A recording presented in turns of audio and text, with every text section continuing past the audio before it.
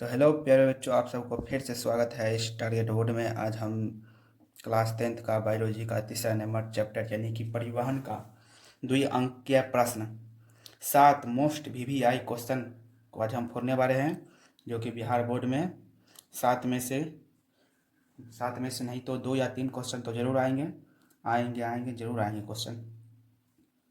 तो चलिए बिना देर किए हुए आज क्वेश्चन का शुरुआत करते हैं। तो आज का पहला क्वेश्चन है वाष्पोत्सर्जन से आप क्या समझते हैं। आज का पहला क्वेश्चन है हमारा, वाष्पोत्सर्जन से आप क्या समझते हैं।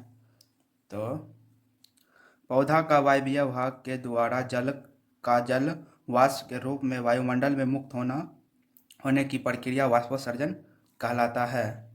वाष्पोत्सर्जन की क्रिया तना, फूल और फलों के द्वारा होता है। मतलब कि पौधे के वायवीय मतलब बाहर का भाग, पौधे का बाहर के भाग के द्वारा जल का वाष्प के रूप में मतलब जल वाष्प के रूप में वायुमंडल में मुक्त होता है। मतलब पौधे के बाहर का जो भाग है उससे जल वाष्प के रूप में वायुमंडल से बाहर निकलता है, यानी बाहर निकलता है। इस प्रक्रिया को मतलब जल को बाहर निकलने की प्रक्रिया को क्या कहते हैं, वाष्पोत्सर्जन कहते हैं। क्या कहते हैं, वाष्पोत्सर्जन कहते हैं। वाष्पोत्सर्जन क्रिया होगा तना में, फूल में और फल में। वाष्पोत्सर्जन की क्रिया किस में होगी, तना, फूल और फल में होगी। समझ गए।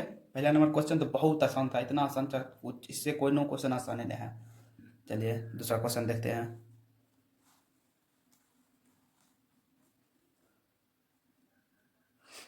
दूसरा क्वेश्चन है रक्त किसे कहते हैं। दूसरा क्वेश्चन है रक्त किसे कहते हैं। रक्त, तो पहला नंबर तो इसका आंसर दीजिएगा। रक्त एक तरल संयोजी ऊतक है। यहाँ लाल रंग का गाढ़ा क्षारीय पदार्थ है। रक्त पूरे शरीर में परिवहन करता है एवं स्वस्थ व्यक्ति में रक्त लगभग 5 लीटर रक्त पाया जाता है। तो रक्त में हीमोग्लोबिन पाया जाता है, जिसके कारण रक्त लाल दिखाई पड़ता है।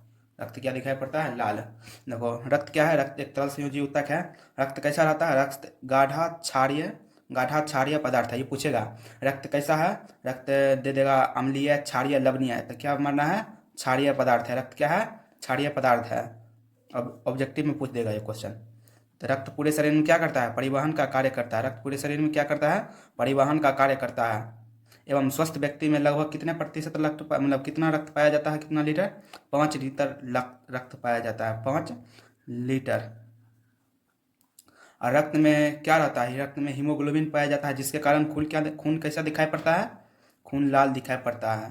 देखो टॉपिक को पकड़ो, जैसे हम इसको पकड़े, रक्त कैसा रहता है, क्षारीय रहता है, परिवहन रहता है, और ये 5 लीटर और हीमोग्लोबिन। टॉपिक को जो पकड़ लिया ना उसको याद हो गया क्वेश्चन। टॉपिक को जो पकड़ लिया उसको याद हो गया क्वेश्चन, उसके लिए सब आसान हो जाएगा। इसलिए टॉपिक को पकड़ो। चलिए तीसरा क्वेश्चन है रक्त के कार्यों का वर्णन करें। मतलब रक्त का कार्य क्या क्या है, रक्त के कार्य 2 नंबर में पूछ देगा। इसे वर्णन तो या नहीं लिखा रहेगा, लिखा रहेगा रक्त के कार्य लिखे, तो हम वर्णन लिख दिए हैं, इससे कोई दिक्कत नहीं है। इधर लिखा रहेगा लिखिए। तो पहले लिखेंगे रक्त एक तरल संयोजी ऊतक है या पूरे शरीर में परिवहन का कार्य करता है। उसके बाद इतना लिख देंगे, उसके बाद 1 2 3 4 5 करके 5 गो इसका मतलब रक्त का जो कार्य है वो लिख देंगे। तो इसका पहला हो जाएगा पोषण पदार्थ में परिवहन। मतलब रक्त जो होता है, पोषक जो हम खाते हैं उससे जो पोषण मिलता है वो रक्त द्वारा परिवाहित होता है। तो उत्सर्जन पदार्थ का परिवहन। उत्सर्जन मतलब जो हमारे शरीर में जो कचरा रहता है, वह रक्त के द्वारा बाहर निकलता है। मतलब रक्त उससे एक जगह दूसरी जगह लेकर जाती है ट्रांसफ़र करने के लिए। अब गैसों का परिवहन, यह भी गैस का परिवहन, जो हम सांस लेते हैं, जो हमारे अंदर हवा जाती है फेफड़े में, फेफड़े से फिर हीमोग्लोबिन के साथ जाती है, कहाँ, दूसरी जगह जाती है, पूरे शरीर में सैर करती है, तब फिर फेफड़े में आती है। जो हमारे लिए हानिकारक गैस रहता है वो हमारे फिर फेफड़े में आती है, फेफड़े से फिर निकल के कहाँ जाती है, फेफड़े से फिर निकल के बाहर चली जाती है। तो ये हो गया गैसों का परिवहन। चलिए हार्मोन का परिवहन हमारे शरीर में होता है। हार्मोन का परिवहन होता है रक्त के द्वारा। फिर हो गया शरीर में तापमान का नियंत्रण, ये भी याद रखिएगा, मोस्ट भी आई है ये, समझे। शरीर में तापमान का नियंत्रण कौन करता है, रक्त करता है। और भी है, चलिए चौथा नंबर क्वेश्चन देखते हुआ। चौथा नंबर क्वेश्चन तो एकदम भी आई है, इसको याद करना तो पड़ेगा। तो 18 नंबर क्वेश्चन है धमनी एवं शिरा में अंतर लिखे। ये लगभग हम कहे तो 5 बार बिहार बोर्ड में पूछ चुका है, 5 बार बिहार बोर्ड में पूछा है, 5 बार बिहार बोर्ड में पूछ चुका है। अगली बार तो चांस है इसका, अगली बार चांस है। याद कर लीजिएगा, धमनी और शिरा में अंतर लिखे तो लिखेंगे धमनी और शिरा में निम्नलिखित अंतर है। चलिए आप धमनी और शिरा का अंतर देख लेते हैं। एक तरफ लिखना है धमनी, दूसरी तरफ लिखना है शिरा, उसके बाद बॉक्स बना लेना है, उसके बाद लिखना है। तो लिखिए यह रक्त का हृदय से पूरे शरीर में परिवाहित होती है। मतलब धमनी जो रहता है वो हृदय में लगा रहता है, हृदय में नली है, धमनी एक नली है जो हृदय में लगा रहता है। वह मतलब हृदय से पूरे शरीर में जाती है, हृदय से पूरे शरीर में जाती है। अब यहाँ देखिए, यह पूरे शरीर से रक्त को वापस हृदय तक लेकर जाती है। मतलब जो धमनी लेकर गया वह शिरा उसको लेकर वापस हृदय तक आएगी। समझे बात को? चलिए ठीक है, दूसरा नंबर क्वेश्चन देखते हैं। धमनी की दीवार मोटी और लचीली होती है। धमनी की जो दीवार होती है, मतलब ये जो नस है, ये मोटी और लचीली होती है, मोटी और लचीली होती है। और शिरा की दीवार है वो पतली होती है, मतलब ये पतली होती है लेकिन कम लचीली होती है, लचता कम है। उल्टा है, ये समझिएगा नहीं कि गलती है, लेकिन उल्टा है ये, समझे? धमनी में कपाट नहीं पाया जाता है, धमनी में कपाट नहीं पाया जाता है, शिरा में कपाट पाया जाता है। धमनी में कपाट नहीं पाया जाता, शिरा में कपाट पाया जाता है। समझे? धमनी में प्रायः शुद्ध रक्त का प्रवाह होता है। धमनी में हरदम शुद्ध रक्त का प्रवाह होगा। जो हृदय से एकदम नया नया बन का आया है वही शुद्ध रक्त का धमनी में प्रवाह होगा। अशुद्ध जो रक्त होता है, मतलब जो ब्लड में गंदा उंदा रह जाता है, उसका प्रभाव होता है किसमें? शिरा में होता है, शिरा में होता है उसका प्रभाव। चलिए, और शुद्ध रक्त और अशुद्ध रक्त किसे कहते हैं? शुद्ध रक्त और अशुद्ध रक्त किसे कहते हैं? ये भी बिहार बोर्ड के लिए एकदम VVI क्वेश्चन है। लास्ट वाला क्वेश्चन तो और भी VVI है। शुद्ध रक्त, ऑक्सीजन युक्त रक्त को शुद्ध रक्त कहते हैं।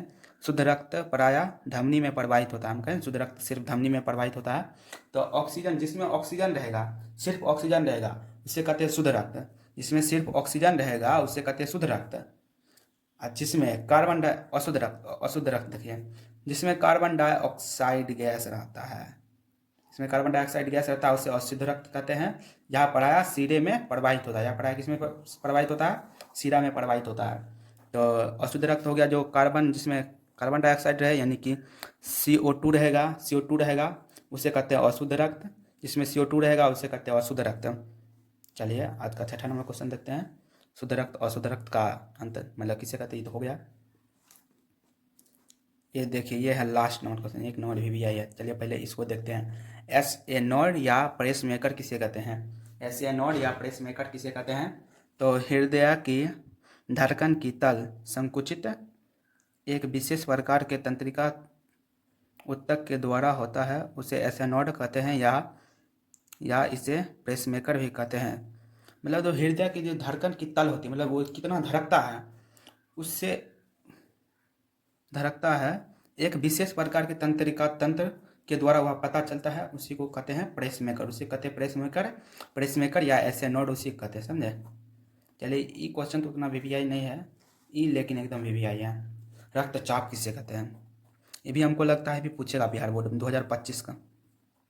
2025 के बिहार बोर्ड में ये पूछेगा, हमको लग रहा है पूछेगा। ये आएगा फर्स्ट सिटिंग, नहीं तो सेकेंड सिटिंग जरूर आएगा क्वेश्चन। रक्तचाप किसे कहते हैं? तो रक्तचाप देखते हैं।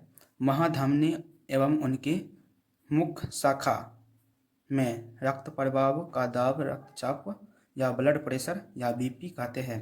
एक स्वस्थ व्यक्ति का BP 120/80 होता है। मतलब जो महाधमनी एवं उनकी मुख्य शाखा से रक्त का प्रभाव से दाब बनता है। रक्त के प्रभाव से दाब, मतलब जब महाधमनी में रक्त प्रवाह होती है, जब महाधमनी में जो रक्त प्रवाह होती है उससे जो दाब बनता है, उससे क्या बनता है? दाब जो बनता है उसी को कहते हैं BP, उसी को कहते हैं ब्लड प्रेशर, उसी को कहते हैं BP। समझे? उसी को कहते हैं रक्तचाप। तो एक स्वस्थ व्यक्ति में रक्तचाप कितना होता है? 120/80। 120/80। एक स्वस्थ व्यक्ति का BP कितना होगा? 120/80। इसको याद रखिएगा, ये ऑब्जेक्टिव में पूछेगा, ये ऑब्जेक्टिव में पूछेगा आपको। तो आज का 7वां क्वेश्चन समाप्त हुआ। तो वीडियो अच्छा लगे तो वीडियो को लाइक और सब्सक्राइब शेयर ज़रूर करिएगा, और चैनल पर पहली बार आए हैं तो चैनल को सब्सक्राइब ज़रूर कर दीजिएगा, जिससे हमें भी सपोर्ट मिलता रहे और हम भी अच्छे अच्छे कंटेंट लाते रहें। चलिए आज के लिए बस इतना ही। जय हिंद, जय भारत। हम नेक्स्ट वीडियो में मिलते हैं। धन्यवाद।